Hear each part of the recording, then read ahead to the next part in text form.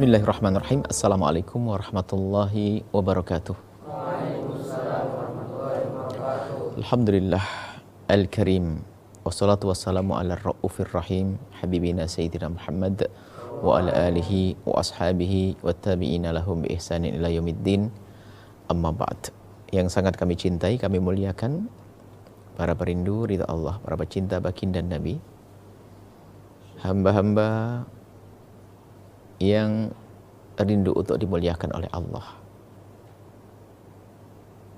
Alhamdulillah kita diberi kesempatan oleh Allah untuk masuk bulan Ramadan, bahkan memasuki 10 akhir bulan Ramadan. Maka hendaknya kita mempersiapkan di 10 akhir bulan Ramadan. Apa yang dilakukan Nabi? Ada apa di dalam 10 akhir bulan Ramadan? Ada namanya Lailatul Qadar. Bisa saja di awal Ramadan, pertengahan Ramadan. Akan tapi dikatakan bahwasanya kebanyakan adanya di 10 akhir bulan Ramadan. Kemudian juga bagi siapapun yang menghidupkan 10 akhir bulan Ramadan ini sebetulnya menunjukkan dia menambah kecintaan, kerinduan kepada Ramadan, insya Allah tanda panjang umur itu. Artinya apa? Dia merasa bahwasanya Ramadan ini mau pergi, makanya dia semakin meningkatkan kualitas ibadahnya. Seperti kalau kita mungkin suami istri yang suaminya mau pergi, menjelang bepergian dia akan sering banyak duduk, ngobrol dan sebagainya, memperbanyak ngobrol. Begitu juga hendaknya kita itu harus ada kesedihan di saat Ramadan akan meninggalkan kita. Karena bulan mulia, bulan dilipat gandakan pahala oleh Allah SWT. Belum lagi di dalamnya ada malam yang luar biasa, malam Lailatul Qadar. Dan itu disembunyikan oleh Allah. Sudah, yang penting kita ibadah, akan dilipat gandakan pahala dan akan mulia. Dan juga itu dilakukan Nabi, kita ngikut Nabi SAW.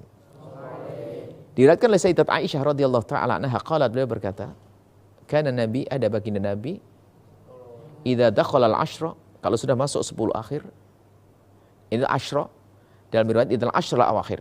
Ini kan Rasulullah SAW, ya ini dalam riwayat lain adalah Siti Aisyah, karena Rasulullah SAW yajdahitu fil ashril awakhiri. Maka al-ashr fil ashr 10 awal itu disebutkan ashril awakhir. Kalau Nabi sudah masuk 10 akhir bulan Ramadan, apa yang dilakukan beliau? Syadda mi'zarahu.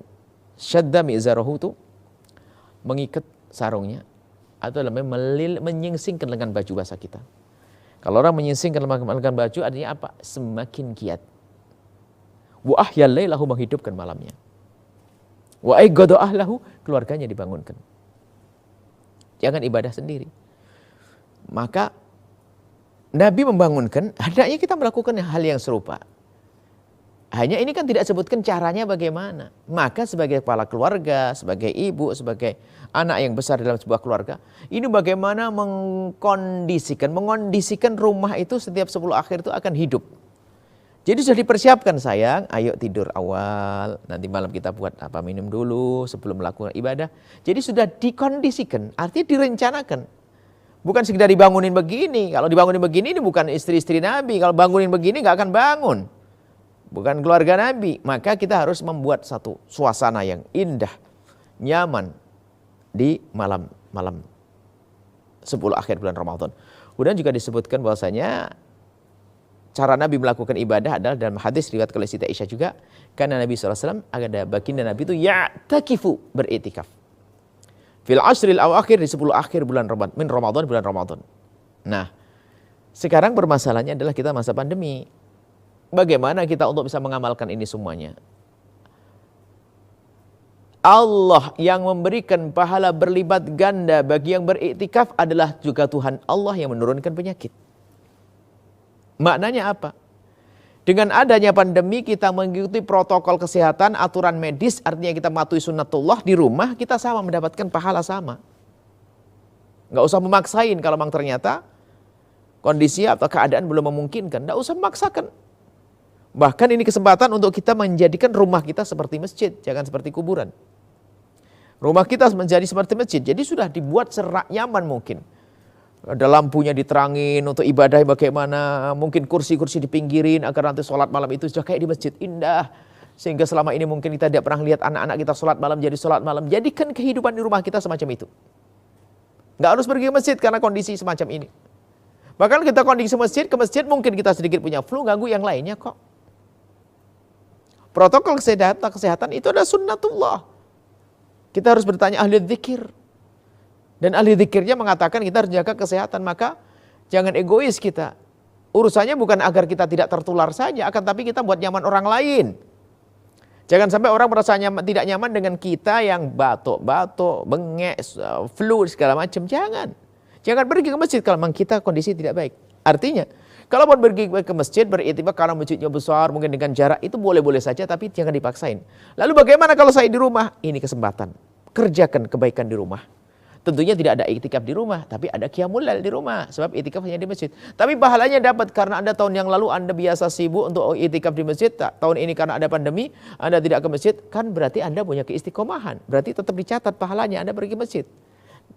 Asalkan Anda di rumah tetap beribadah seperti di saat berada di masjid. Ini yang harus kita pahami dan kita hadirkan. Maka ayo kita semangat. Apa yang dilakukan, yang kita dikerjakan di malam hari?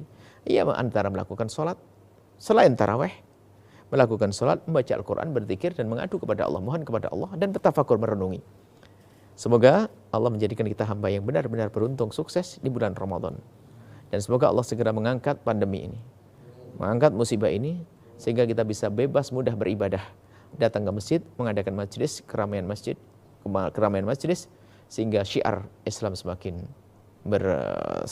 tampak, semakin manfaat Islam semakin dirasakan. Dan semoga Allah Subhanahu wa taala menjadikan kita pejuang-pejuang baginda Nabi Muhammad SAW yang ikhlas, yang tulus, dan semoga Allah menjadikan kita hamba yang saling mencintai karena Allah. Assalamualaikum warahmatullahi wabarakatuh.